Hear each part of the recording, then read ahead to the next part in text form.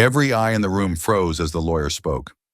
Chief Okoro has left his entire estate in inheritance to Chinedu, the son of Nia.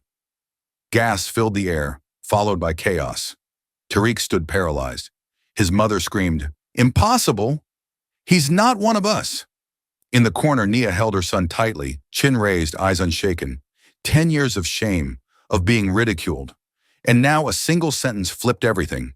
That moment was the day she finally looked into the eyes of the man who once denied his own blood and rose to claim the throne of dignity he never deserved. Nia grew up in a poor village on the outskirts of Nigeria. Her parents, Mr. Musa and Mrs. Zainab, were humble farmers who worked tirelessly to raise their only daughter with all the love and hope they had. Though they were not wealthy, they firmly believed that education would open the door to a better future for Nia. Day by day, the young girl overcame every hardship and remained determined in her studies. When the news came that she had passed the entrance exam to attend university in the capital, Lagos, the entire family was overwhelmed with joy and renewed hope. But life in the city was far from a dream. Despite graduating with honors in business administration, Nia struggled to survive the harsh realities of urban life. After many disappointing months, she accepted a job as a waitress at an upscale restaurant. It was there that she met Tariq, the only son of a wealthy and powerful family. Tariq was infamous for his cold demeanor, luxurious lifestyle, and reputation as one of the city's most notorious playboys. Tariq was immediately drawn to Nia's beauty and gentle nature. He used his power and wealth to lure her in, promising a life of luxury. Nia, though cautious at first, found herself swept up in the whirlwind of love and ambition. They grew close quickly, without hesitation or doubt. One night, Nia gave herself fully to Tariq, heart, body, and soul, believing it was the beginning of something beautiful. She dreamed of an everlasting love. Days passed, filled with Nia's hope and quiet anticipation.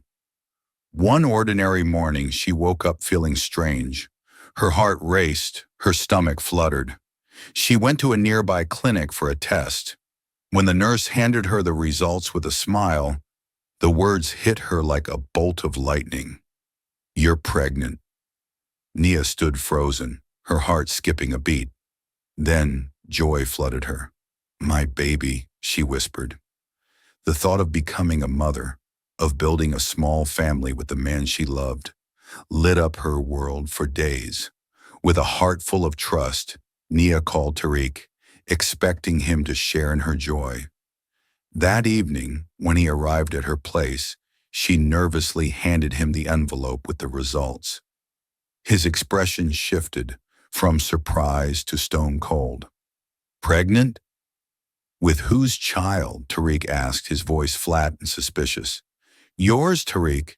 You're the father," Nia said, her voice trembling. Tariq looked at her like she was a stranger. A mocking smirk touched his lips. "I don't want this baby. I don't want you. This isn't something I'm willing to deal with." He pulled out a thick wad of cash and tossed it onto the table. The bills scattered like pieces of her broken dreams. "Take it. Use it. Take care of it. Didn't you know how to protect yourself? Don't bother me again." Tears streamed down Nia's face. Her heart felt like it was being crushed. She collapsed to the floor, clutching her belly, where a tiny life was growing. The pain wasn't just betrayal. It was the cold, brutal indifference of the man she had once believed in. With no other option, Nia and her parents, Mr. Musa and Mrs. Zainab, decided to confront Tariq's family and bring clarity to the situation. Though they braced themselves for criticism and cold treatment, they still believed in justice and doing what was right. As the family stepped into Tariq's luxurious mansion, the atmosphere was already tense and cold. Tariq's mother, Mrs. Farida, stood at the entrance with a piercing, judgmental gaze, clearly prepared to show her contempt. Mr. Tariq, older and stoic, sat silently inside. Tariq himself didn't even bother to look up at them. Mr. Musa spoke first, his voice calm but firm. "We haven't come to fight. We're here to speak the truth about the child growing inside our daughter. Tariq is the father, and we believe your family should take responsibility." Mrs. Farida let out a sharp laugh, her tone full of sarcasm and disdain. "You people came here for one thing, money. This is nothing but a pathetic scheme to trap my son into some mess. We don't associate with people like you." Her words cut through Nia like a blade. Her face burned with shame as murmurs of disgust and judgment rippled across the room. All eyes were on her, filled with scorn and disbelief. Tariq rose to his feet with a cold, detached stare. "I don't know this woman. She made it all up to take advantage of me and my family."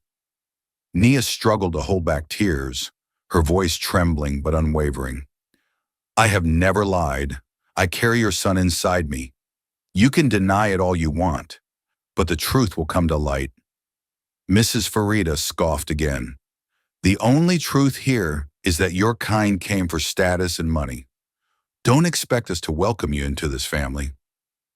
Nia walked out of the mansion in heavy silence. Her steps were shaky, and her heart felt like it was drowning in humiliation and despair. Her parents tried to console her, but no words could erase the pain now, etched deep into her soul. The battle for justice had just begun, yet the scars of this encounter would remain with her for a lifetime. The day Nia had long waited for finally arrived.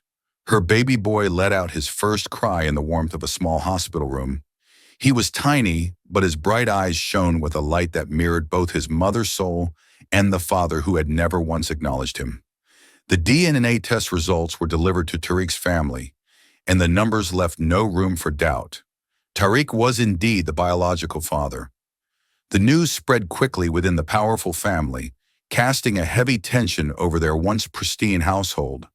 Among the silence, skepticism, and cold stares, only one person opened his arms to welcome the child: Tariq's grandfather, Chief Okoro. A wise, seasoned man, he saw beyond appearances and prejudice. He knew that this child was more than just a consequence. He was a rightful part of the family's future, a vital link in their legacy.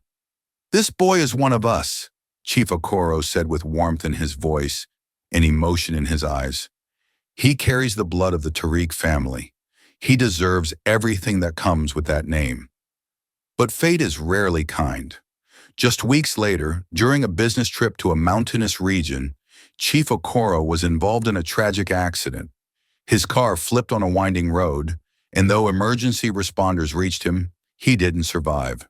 His sudden passing shook the entire family, but it devastated Nia the most. He had been the only one to embrace her and her child without judgment. Losing him felt like losing her last pillar of hope. The days that followed were darker than ever. The air inside the Tariq mansion grew colder, heavier. With the family patriarch gone, the others returned to their familiar patterns: distance, suspicion, and silent contempt. Once again, Nia and her son were pushed to the sidelines, with their future uncertain and their place in the world hanging by a thread.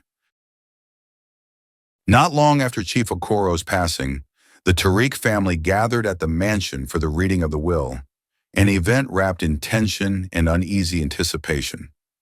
All eyes turned toward the lawyer as he slowly opened the envelope and began to read. "According to the final wishes of Chief Okoro, I hereby announce the following." The lawyer's deep voice echoed through the heavy silence of the room. Gasps filled the space as he read the first shocking line. "I leave my entire estate, including all assets, company shares, and real estate properties, to my grandson, Chinadu, the son of Nia." A stunned silence fell, followed by a wave of outrage and disbelief. Tariq's mother, Mrs. Farida, cried out, "This can't be true. Chinedu is not part of this family." Tariq stood frozen, his face pale with shock, unable to believe what he was hearing. But the lawyer continued reading. and the will was clear, legally sound, and impossible to challenge. Chief Okoro had placed his faith in the child, believing Chinedu would one day carry on the family's legacy and bring honor back to their name. In that moment, a door opened for Nia and her son. Acceptance and validation they had once believed were forever out of reach. For Nia, it felt like her heart burst open. After all the pain, humiliation, and rejection, this was the first glimmer of light at the end of the tunnel. The will wasn't just about wealth, it was about dignity, justice, and a rightful place for her and her child. She began planning for a new future. Nia expanded her small food stall into a full restaurant, preserving her roots while building a name for herself. Chinedu grew up surrounded by love, proud of the legacy his grandfather had entrusted to him. Their lives were transformed. From the margins of society, they rose to become a symbol of resilience, hope, and triumph over adversity. The news of the will struck Tariq like a bolt of lightning.